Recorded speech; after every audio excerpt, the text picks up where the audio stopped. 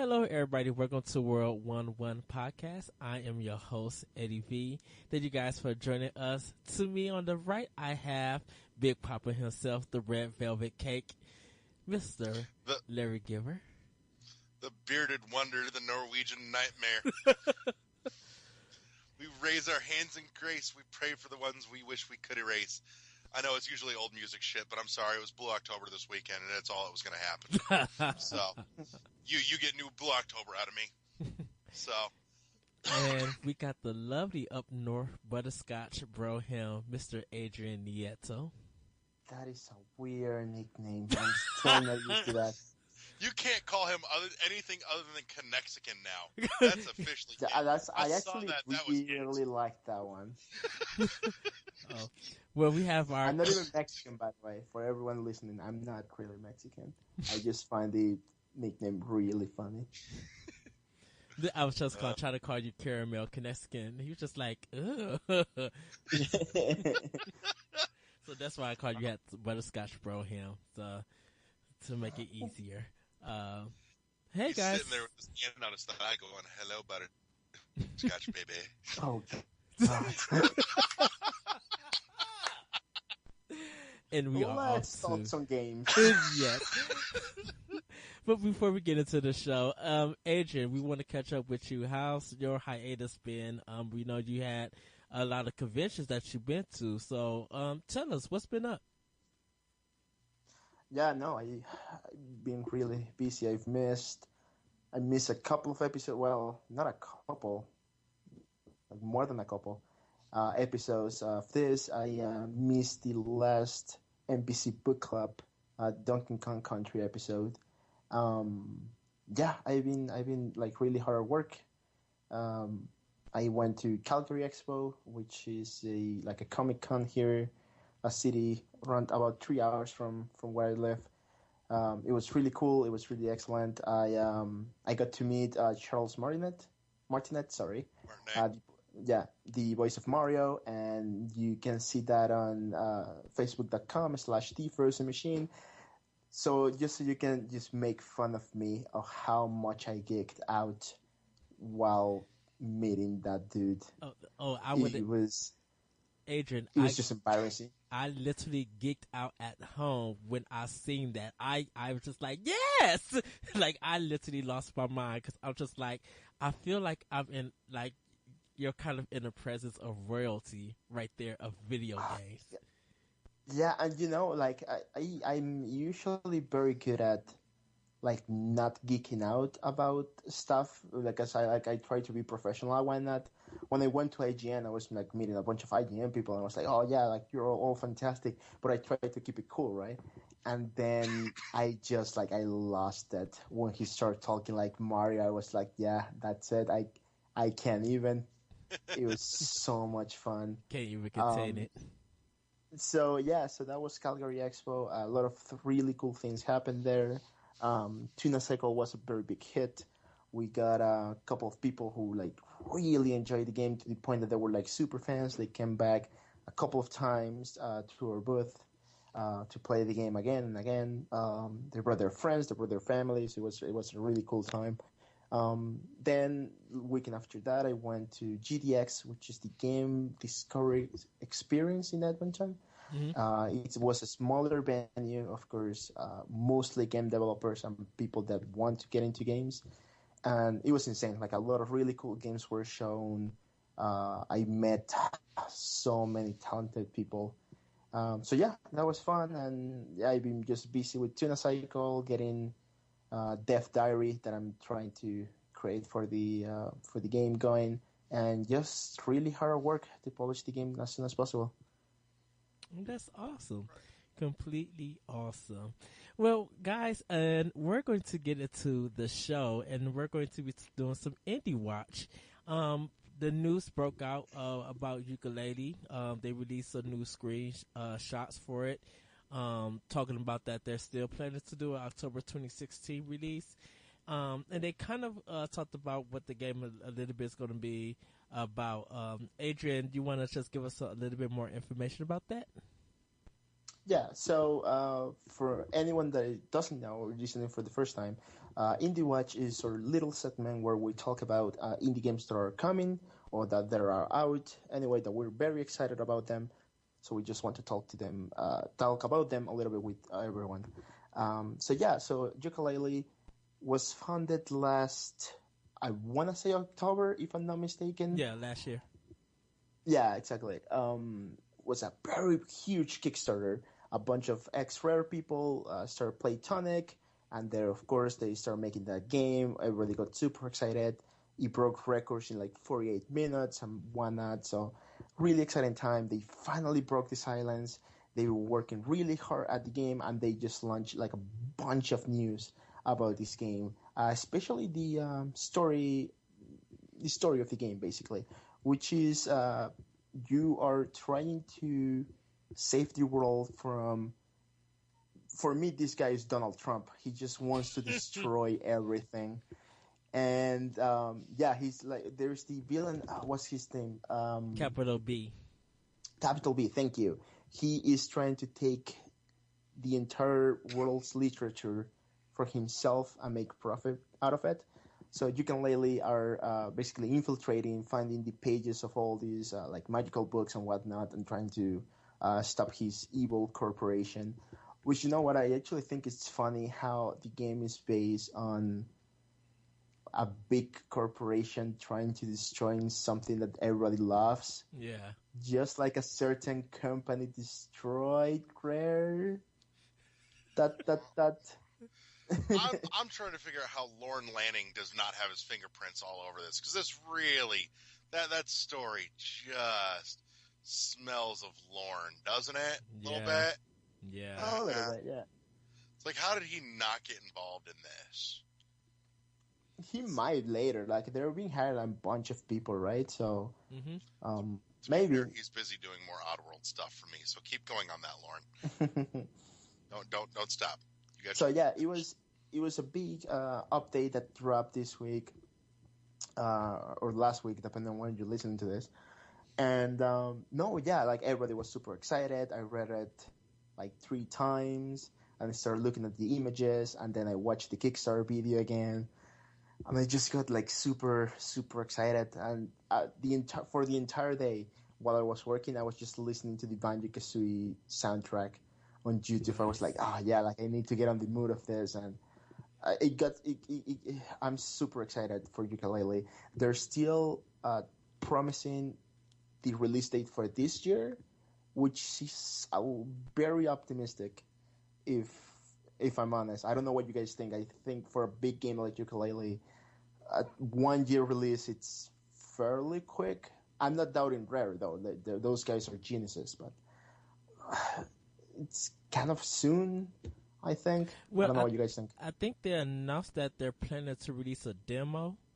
I read some kind of news about it, but I didn't get an actual date for it. So if that demo is out and it's promising and it gets a lot of feedback, I think it probably will make an October release, which will actually be good for the holiday for like a whole bunch of gamers, especially for Wii U gamers. So what they are releasing is actually in July. They're releasing the toy box, which it's like this very big open area where you can basically get a feeling for the mechanics and what they're trying to do. It doesn't have any story. It doesn't have anything super fancy. It's mostly just to get used to everything, and play around, collect some stuff, and basically get more excited about the game coming later. So that's gonna drop on July. I'm super excited about that. I think it's only a Windows PC version so far, so we'll have to, get a good computer, play around with that, and an Xbox controller or something. Oh, okay.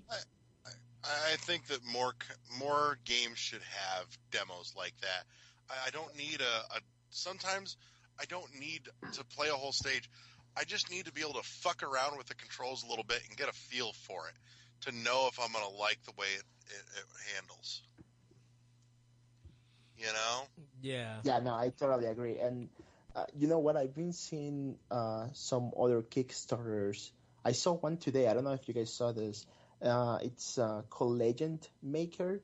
So the guys that were doing kind of like a Mario Maker inspired Zelda Maker, um, they launched the Kickstarter for a standalone version called Legend Maker, where you can create your own dungeons and create your own quests and whatnot. And it looks really cool. And they have a demo that you can play right now on the Kickstarter page. Mm-hmm. And I felt like, man, like, yeah, a lot of people need to start doing those things. They need to just put out a demo, let people get a feel. If I like it, then I'll back it on Kickstarter.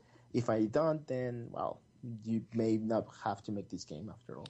Didn't 3D Dot Hero do something like that? Like had where you can make your own kind of world, like role playing world. Yeah, but it came out on the PlayStation 3 and nobody cared about that. Oh, ooh, dang, slim.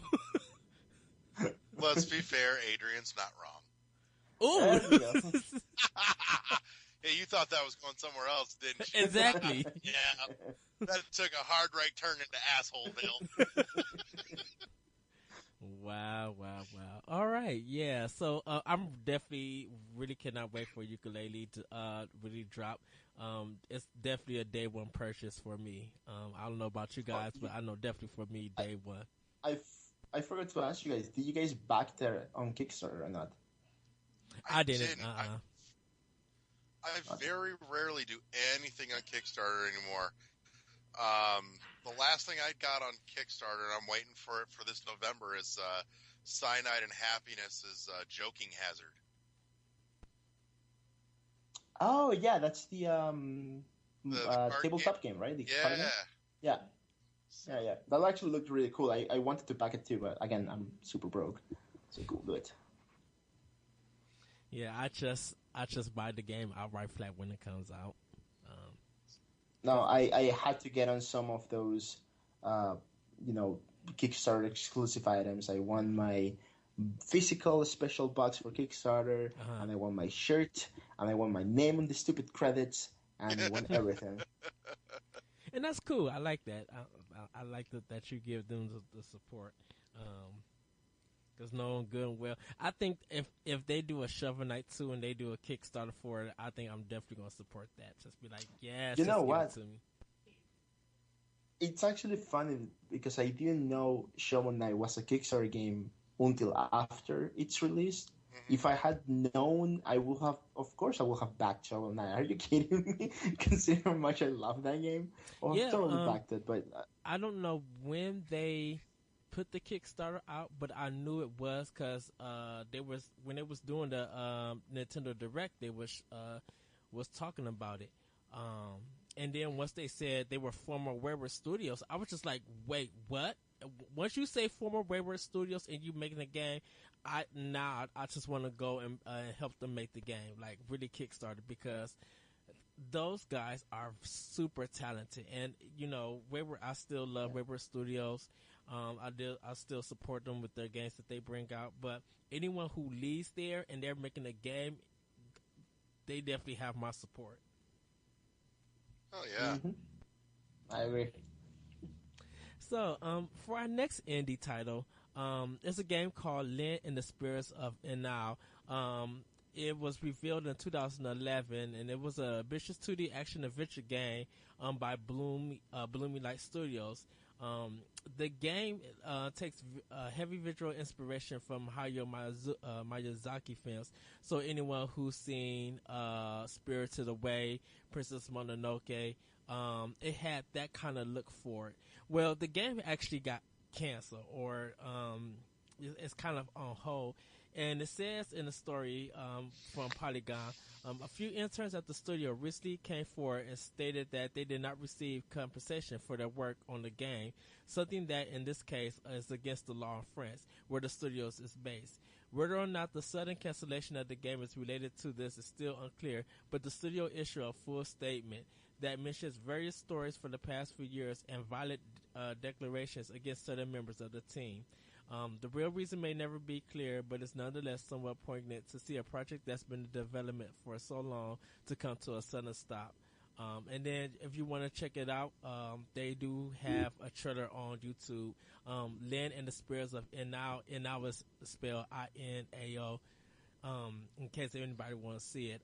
What did you guys think about it? Because there's been a lot of Kickstarter games that have had cancellations, but the business aspect of it has really affected it. Like it's been like some really shady stuff. What did you guys think about that? I've got some thoughts on this. First and foremost, what the fuck, France? Interns are for getting us coffee and not having to pay them. The hell, you're doing it wrong. But beyond that, I'm kind of getting to the point where I'm going, fuck France and anything that they have to do with video games. Because we're talking about you, Ubisoft. I'm tired of your shit. But it looked pretty. I mean, I looked at this and I thought, I have a real hearkening back, and maybe it's just me making a weird connection, but I'm looking at it going, ooh, this reminds me of Lost Winds in really happy ways. And I kind of wanted, it makes me sad that, I'll probably never get my mitts on this, but it looked pretty, and I like pretty things. I do. But, it That's is. because you're a pretty thing. I am a pretty thing, and I like pretty things like your mouth and your wife, and yeah, it got weird. That's that Hands on the thighs again. That's that Indiana Mexican. That Indiana prettiness countryside coming out. You got a pretty mouth, boy. I you know what? I never thought I was gonna come out in the defense of France, but Ubisoft is Canadian. Nah, I don't know. They still every time. I thought they had. I thought it was France because I thought the owner of it. The thing is that Ubisoft is in Montreal, yes. And they speak they speak French there. Canadian fuckers. Oh, okay. Do they got? Don't they have another one that don't? I thought they had one in France and Montreal, in Canada. Like they had two of them. I think they have another studio in not in France. I think it's Germany, but it's only like an accountant type thing. Oh, okay. Yeah. But yeah. Yeah. You know what? It's a shame that a game that got backed on Kickstarter was canceled because a bunch of people are, No, they do have shit in France. They do? Yeah, I'm looking at it right here, like Ubisoft Paris Studio. Oh. What have they worked on then? I couldn't tell you, but Google says that their shit exists in France. All right, my bad, everyone. And apparently, if you Google it, they give you an option to call their offices. Let's just complain. Like, hey, why have the last 5 Assassin's Creed games been garbage? Why did I get that ended in the division? How the heck you gonna just throw a level and then have me go somewhere else to get the ending? Yeah, Ubisoft. Actually, you know what? I just discovered recently that a good friend of mine, which I went to college with, he started working with Ubisoft Montreal as a gameplay programmer, and I'm super excited for him, and I hope he does well. But I wanted to comment on his status update, saying like, "Hey, be sure that they don't ship another unfinished game." And then I thought to myself like, no, that's really harsh. You shouldn't say anything like that. Right. But no, yeah, Vladimir, if you ever listen to this, good luck, man. I hope I know you'll do great in Ubisoft. So yeah, so congrats. We're counting on you to make it better finally, to fix it. Yeah, no, that dude is super talented. So I'm pretty sure he'll do amazingly well. Yeah, because I don't even know. Send us free copies of games. I don't even know what's Ubisoft's. Oh, Watch Dogs 2 is Ubisoft's next game, rumored to be. I think. Yeah, they're doing another one of those. There are rumors about it. We'll hear more on E3, I guess. Yeah, because Watch Dogs was successful when it first came out, and then everybody stopped playing it because Mario Kart 8 started dominating the whole summer. So yeah. Yeah. Watch Dogs was. It's part of my backlog bash blowout for the summer, and that game got tore limb to limb about its graphics. Like, and it became a real story of about being tricked by ET traders, and when you get the final product in your hand. And I guess because it was so successful for sales that they just ignored everything else. And I don't know. I think they might have finished it. Finished it as a way in updating, fixing a lot of bugs and stuff. But yeah, that game got tore left and right. Like they thought they had a good hit on their hand, and it only was a hit because of that ET trailer. And then when everybody actually got it, it just got tore to shreds. Yep. But to be fair, at this point, if you're buying a game based on just trailers, you got nobody to blame but your damn self. Because I'm sorry, how is this not the oldest shit in the book? Let's go back to anything pertaining to PlayStation 1 and go, oh my god, it looks so good. And you get it, and you're like, oh, that was a cutscene for a trailer. Huh. And we still haven't grown out of that, guys. We haven't. So if you're still getting duped by this shit, you got nobody to blame but yourself. Of course.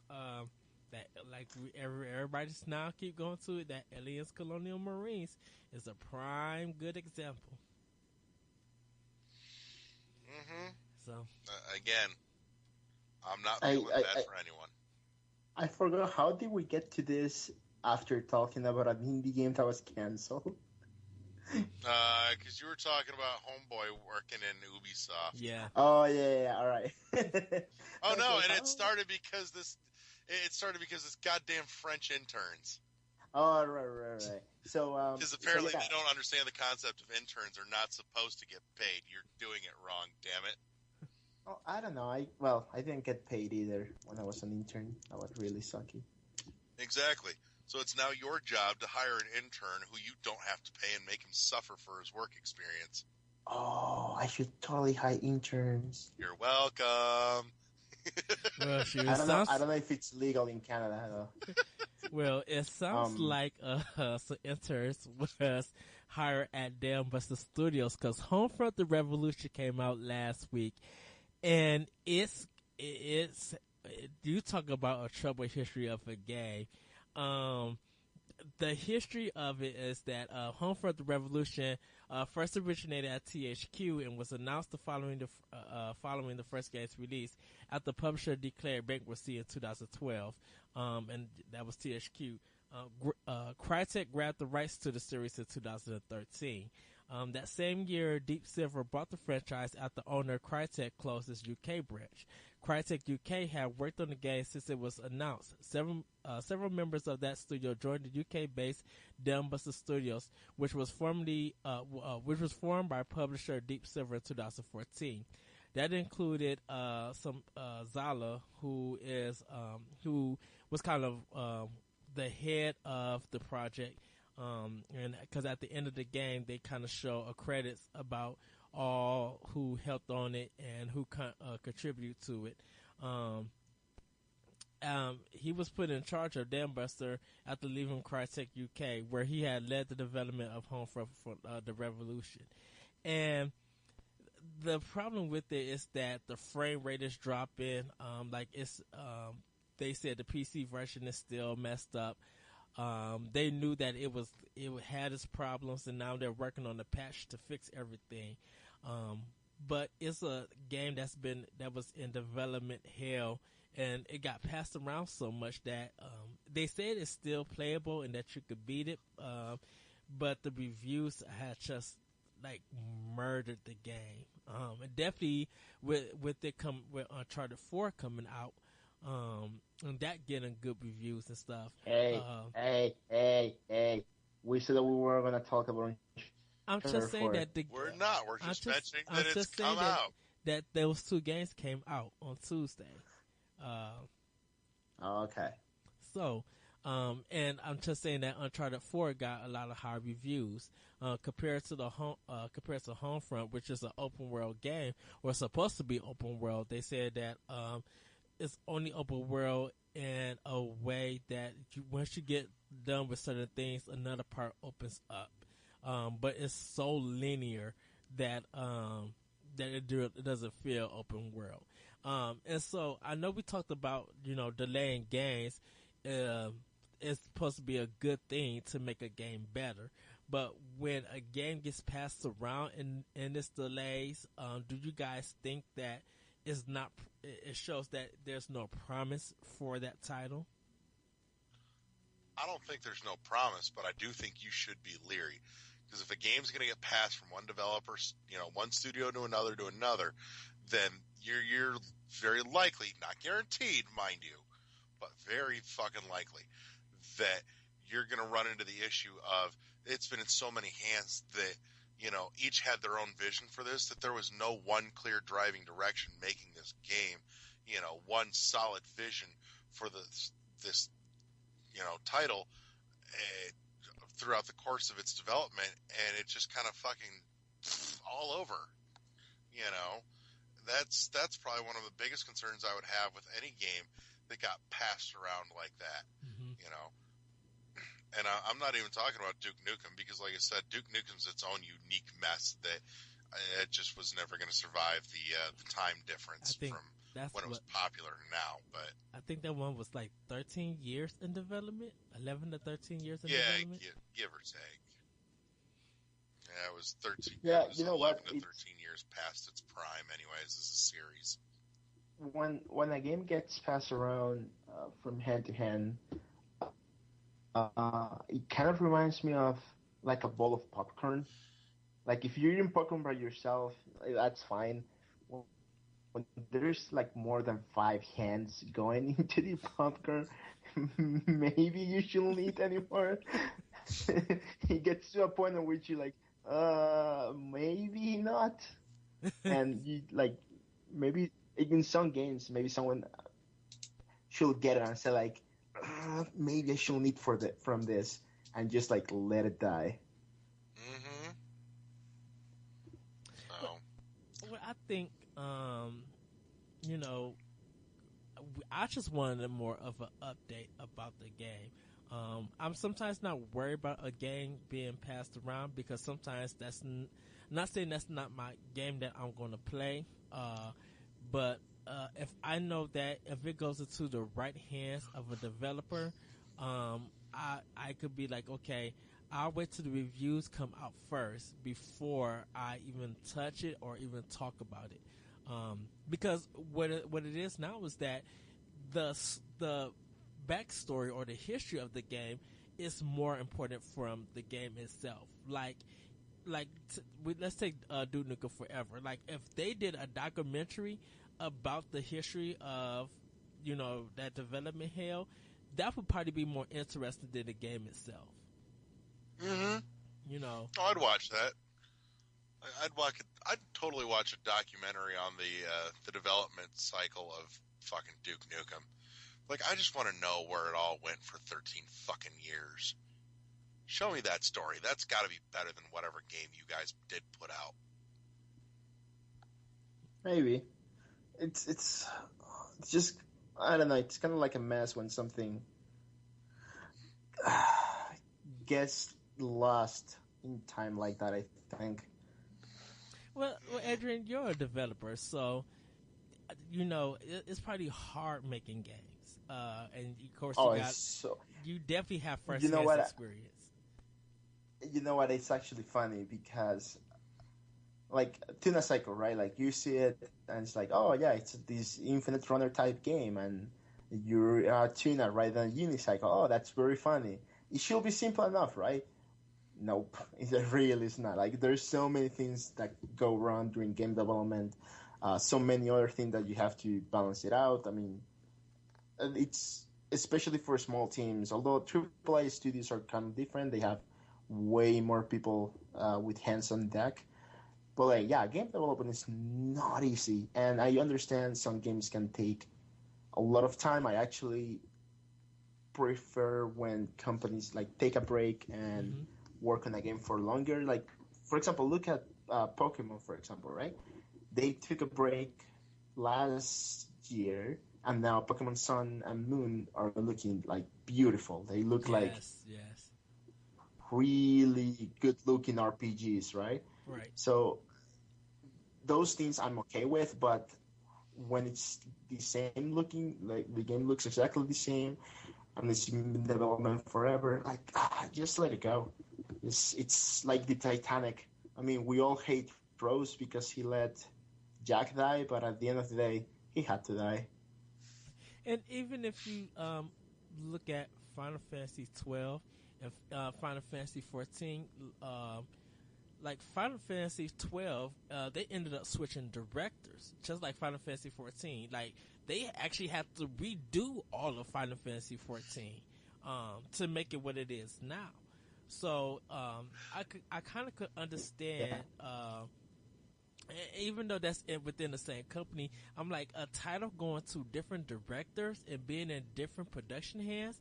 It really gets very worrisome. Just like, what is this game going to turn out to be? You know, like if you guys like Adrian, if you were working on a game for the Frozen Machine, like a new game that you didn't announce, and you guys were having problems with it, and you just had to let it go, and you gave it to another developer, you would probably kind of get worried to be like, well, we don't know who this developer's work is, but maybe they could make it better. And if you find out that your game kept getting passed around and around, you probably would be like, what's happening to the game, our ideal of a game that we made? It's been in 4 different hands. What's going on with this game? Yeah, no, it totally is. Again, sometimes when it gets so out of hand like that, again, just let it rest. It's sometimes I think people get too. Well, I mean, like making games is like kind of like making babies to some extent. Yes. That's gonna get really weird real soon. Bear with me Not if you for think a moment. not if you think of it in a sexual sense. But I understand what you're getting at. It does make sense. Everyone is gonna think in a sexual way. But anyway, no, it is kind of hard to, something that you're making that you put your heart into, not be what the best it can be. Mm-hmm. But yeah, like you have to let it go sometimes. It's like, well, this is not really working. Just move out, cut the page, move on. Yeah, and I feel like there are some games that, like they run out of money, like they run out of budget, and they still put it out, and it feels like half a game like is missing parts, and they just put it in it together and then released it for whatever the cost. Like that's kind of how I feel like about some games when it just be like, what the heck happened to the development? Like how, like you guys were on a good track. What the world happened? Yeah. Well, sometimes I can kind of understand that. You put so much into it, and you ran out of money, and you done fell short. It's like, okay, well, financially responsible thing is we put a cap on this thing, and it may not be everything that we wanted, but at least it's something. We put it out and hope to God maybe we recoup some money, and maybe even do better than break even and get to take another whack at it and grow a little more. And That's very true. And actually, you know what? That reminds me of like Mega Man Legends, for example, right? Like they shipped because they were running out of money, and they were like, "Well, yeah, we need to ship this," and it sold all right, but it became a cult classic. And now, like it's re-released on PSN, and people try to buy like a copy of it on like an actual copy of it somewhere. oh, yeah. So sometimes it works out, but yeah, I mean, I guess Duke Nukem Forever is another good example of, yeah, that didn't really pan out, but maybe will become a cult classic 10 years from now. No. No. No, I won't. And I mean, and just think of it. If that was the case, then the new Doom that's out is making Duke Nukem Forever look horrible in comparison. Just like Doom's. Because it is horrible in comparison. Well, yeah. D- like Doom's been away for a long time, and this reboot or that just came out. I won't say reboot. I don't really consider it as a remake or anything. This reboot has been blowing everybody's mind because, of course, the reviews copies didn't come out. People didn't give reviews copies until the game actually came out, and they said because the online servers wasn't up yet, so they wanted to wait till the day of release. But the people who've been playing it have been falling in love with it, and if Duke Nukem Forever had got that same treatment, it'll probably still be a game that people talk about. Like I think right now, Doom and Uncharted 4 are probably definitely gonna be nominations for Game of the Year. For some people. The thing with Doom though, that is different from Duke Nukem, is that it's been away. Like it was away for a long while, right. But it's not like it was on development during that entire time. While Duke Nukem, it was on development for a long time, and like, how many consoles generation did we jump waiting for Duke Nukem Forever? I think from PS2 to like mid PS3 era, something like that. Yeah, because honestly. Was it like 1995 or 94? Like, it was early 90s that Duke Nukem Forever was in development. Or it might have been 2000s. Honestly, it wasn't the enormous development cycle that killed Duke Nukem, though. It was not comparatively to, what with trying to compare it to Doom that just came out. No, the biggest thing is that we outgrew Duke Nukem. Duke Nukem 15 years ago, we were, teenagers and kids going, he made a dick joke about his balls. And, suddenly 15 years later, kind of go, oh, he made a dick joke about his balls. That's not funny anymore. So. Like the joke got tired. Yeah, and Duke Nukem thought it was still funny. So it was in development for too long to be able to hit any window where it still had any cultural relevance. Yeah, that's where that game fell short more than anything else. That's what killed it. Where Doom now, it's just like it's surprising people. Like it's getting really good ratings and stuff. I think it's one of the games that it's solid in a single player, but a little wonky in its multiplayer. That's what I'm getting the vibe from it, from a lot of reviews and the people talking about it. But it's just like it's so fast and it's so fun that it's just like addictive. And definitely with Overwatch coming out, or Overwatch actually being out, waiting to see the responses of what people say from that, because they enjoyed the beta. But I'm definitely, for now, I'm just waiting to see what the responses are going to be.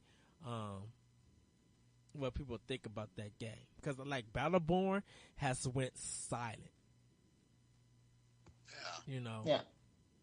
And that's kind of concerning to me to be, and even though that this sounds like a different topic, Battleborn, just like, I thought people were so into this game. How did it go silent so quick?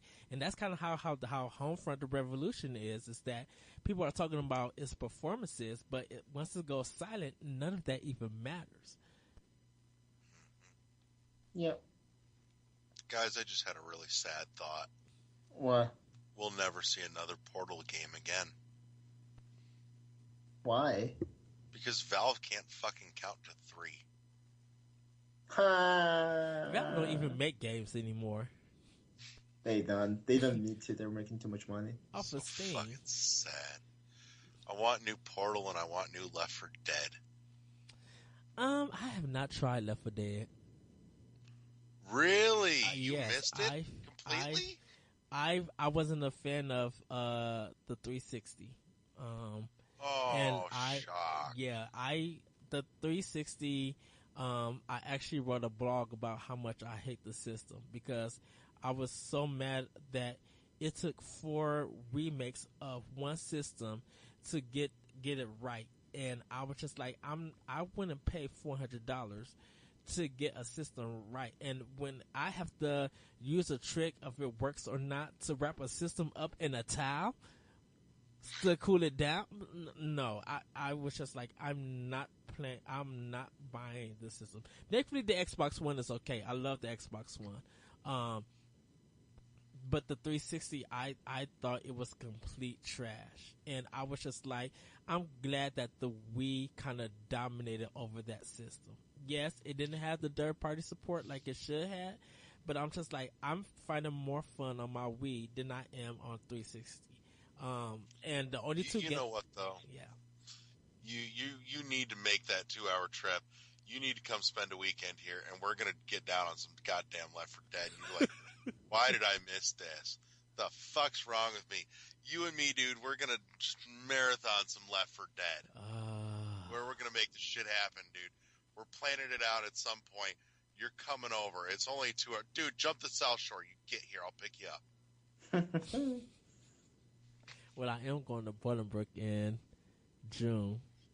There you go. There you go. Now you're thinking. But that's for something else. Yeah, I was just not into to the 360. I did get I got the PS3 because the online was free and I had extra money to get it.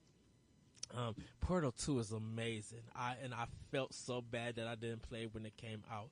I waited for it to go to $20 because I thought the game was short and I wouldn't get into it. But I played it, sat down with it, and I'm just like, this game deserved the Game of the Year when it came out. It's amazing. It was like a perfect 10. I'm just like, yeah, this game is amazing. Left 4 Dead, I will make the trip to come down to try it. So we need to make it happen. Yeah. Speaking of older titles, I want to throw out just an honorable mention because it's the one thing that I did play for about half an hour this week because I still haven't even downloaded the games that I bought that we talked about last week. But I did pop an old favorite into my DS this week. I popped in Scourge Hive. I was like, yes. I thought about this so long, but fuck, it was good. Oh, that game is amazing. That was Metroid, and it was awesome. And if you don't have a copy, anybody, you can go out and find it for like $5 at a secondhand store somewhere because it was so much fun. It was good. The last boss was a cheap asshole, but beyond that. It's Metroid and Zelda put together, and that game is good. Metroid, yeah. It would kick your tail. Don't get me wrong. It's difficult, but it's so shit good. Is no mercy. Yeah. So, well, before we go, what has everybody been playing? Adrian? I've been playing some Dark Souls 3. I've died a lot, of course. I've been playing The Witness. That game is really creepy. And so sad I can't play that yet. Oh, and a lot of Counter-Strike too. Nice. I finished Uncharted 4. Which was surprising that it's not really long. I spent a lot of time with it. I did enjoy it. It is gorgeous. And I know, and don't get me wrong, Adrian, I think it does deserve Game of the Year nomination. I think it deserves, it sold 2.7 million. So I am, congratulations to Naughty Dog about it. That is sold, that is sold that well. So, but you gave it how many Yoshis though? I gave it 3 out of 5 Yoshi coins. But yet it deserves Game of the Year? It deserves Game of the Year because, and I think I was thinking about it more and reflecting about it a little bit more, and I had to let go of some of the stuff and like kind of see it for what it is, and I'm not gonna give it like I'm not gonna rate it high, because I know it's an Uncharted game, but I think it deserves all the awards and the sales that it get. Like, it is a game that I would recommend to people who are getting a PlayStation 4. So, Like, and I was thinking about this definitely at work. That I think it might be the best Uncharted. Like Uncharted 4, Uncharted 3. 1 would be the third, and then 2 would be last. I was thinking about it today, but Uncharted 4, I think it's a definite. It really is good. I just can't give it high because it does the things that Uncharted is known for. But so don't feel bad, Adrian. I won't spoil anything because I think you need to experience it for yourself and see if you. I did. I played for 7 hours straight, and I really loved the game. But we're not gonna get into that because I can be here for hours, and I you actually don't have a need to go. PlayStation 4. No, I don't. I'm poor. Are you kidding me? I went to a friend's house. Okay. Yeah. But definitely keep going to that friend's house and playing it all the way through. I think you will thoroughly enjoy it. Yeah, I'm actually waiting for him. He's out of town. But once he beats it, I'm gonna borrow his PS4 and just play for a weekend or something. Nice. I am working on Yoshi's Woolly World and Axiom Verge. This week. I'm just like you, Larry. I think Axiom Verge needs to be played on the Wii U. I hate you, by the way. You're getting to play it. I'm still waiting for it to come out on my choice platform, you dick.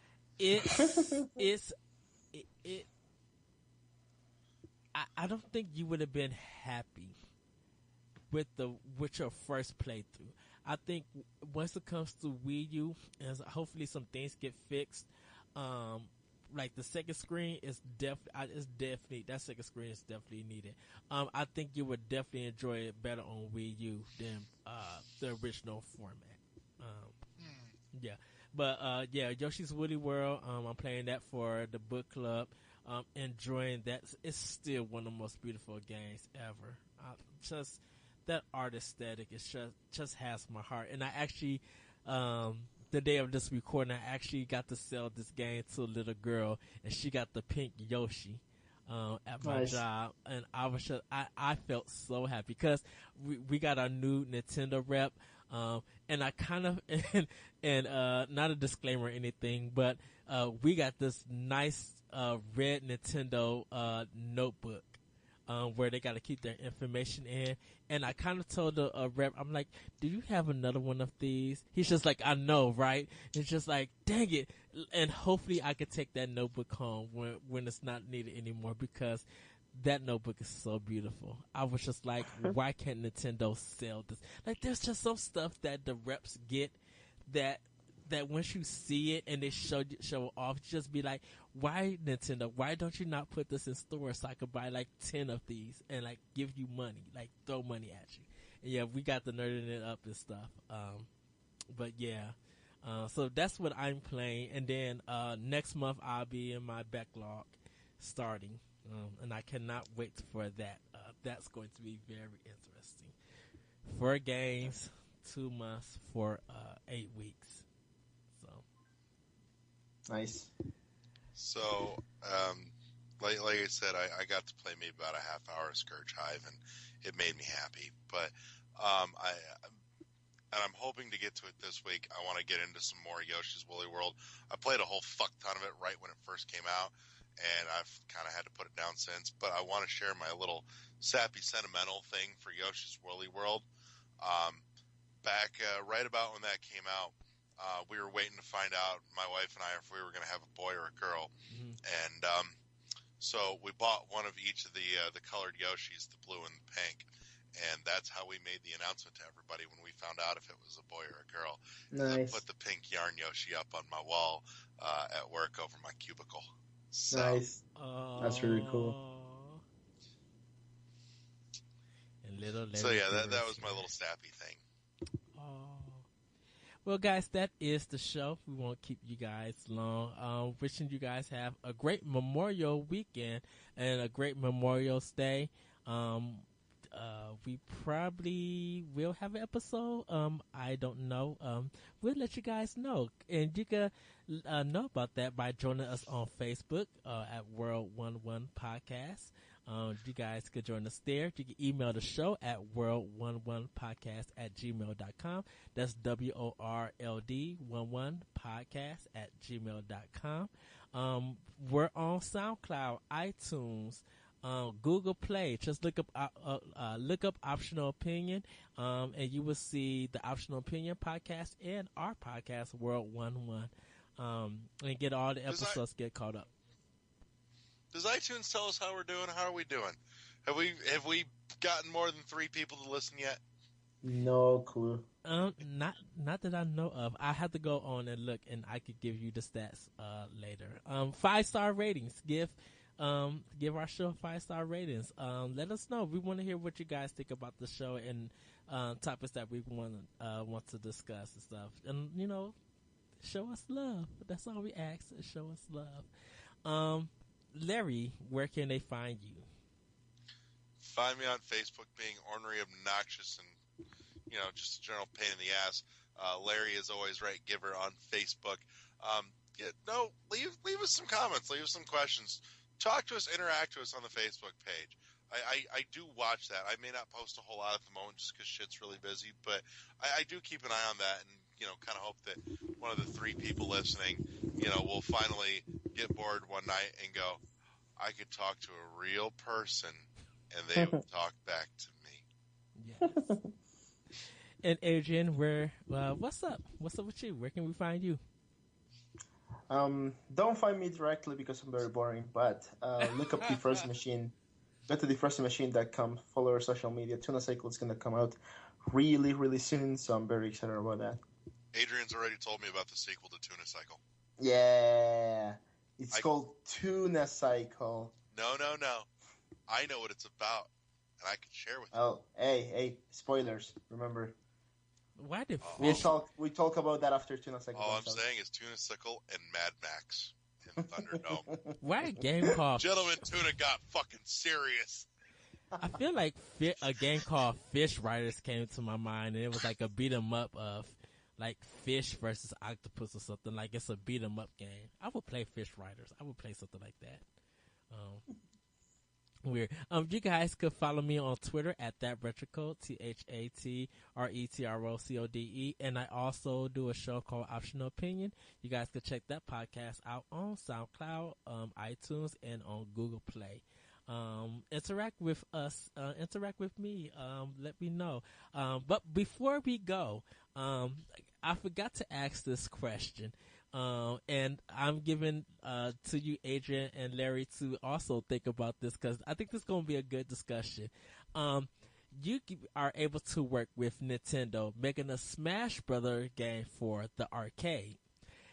You have 36 characters to put into your game. Now, unfortunately, 4 of the characters have to come from the Mario series. So you have Mario, Luigi, Princess, and you have Bowser. So only those 4. You get to pick out of any other video game series to put into that game. The thing is that if you pick a series, it has to be 4 characters. So if you pick, let's say, Shovel Knight, you have to pick Shovel Knight and maybe 3 of the bosses, and that has to be from that game only. That's your 4 characters. So you're now in charge of making the other 32 characters. It's 36 characters in total. Is that right? Yeah, 36. Yeah, 36 characters in total. So 4 is already taken away. So you have 8 titles to pick from, 32 characters to make. What is your list? We want to know what you guys think. You can email the show. Am I limited to anything that's appeared on Nintendo systems, or can I branch out of that? Branch out anything you want to branch out. I just got to look at my shelf and I can put together a roster for you real quick. Let's do this. No, not today. Let's leave it for I know. I'm just staring at it going, I want that one and that one and that one. So we want to know what you guys think. You can email the show at world11podcast@gmail.com. And we want to know what you guys think, what your list would be. We're going to put it up also on the Facebook page. If you guys are following me on Twitter, I'm going to throw it up there so you guys can answer the question. And hopefully we get a lot of responses this month. this month for MVC, we are playing Yoshi's Woolly World, so that discussion is coming up. I don't know we have the game for next month just yet, but I think 3DS one for next month, or Yeah, Adrian. Okay, so we will be finding Still voting out. for Bit Trip again. So we will be finding out what that game is going to be for next month, and we also have E3. I know not Skyward Sword. I know the next Legend of Zelda is going to be displayed, but we don't have no other information. So definitely, I cannot wait for after E3, and we get all the info. Hopefully, we could do a good show about that and present it to you guys. So with that, we are out. Any other announcements or anything, guys, before we go? Yes. I'm giving you my sneak preview. I'm going to give you the first 4 characters of my roster. I'm going to go with the 4 Tetraminos from Tetris are going to be 4 of my fighters. I can't with you. All right. I just can't with you. Because you would do that. Well, you know what? That's now you got 28 other characters to make. Adrian, I know Larry's list is gonna be good, but I can't wait to hear yours, Adrian, because you probably have a lot, and you probably gonna be like, yeah. I don't know. I'll really have to think about it. Well, we know we'll see next week. Yeah, we know Shovel Knight is in it, so we'll see. And with that, everybody, we are out. Have a good weekend. Have a good week. Please be safe. Spend time with family and friends. Don't drink and drive. It is Memorial Day weekend, and we care about you as our listeners. And with that, we are out. See ya. Bye. Good night.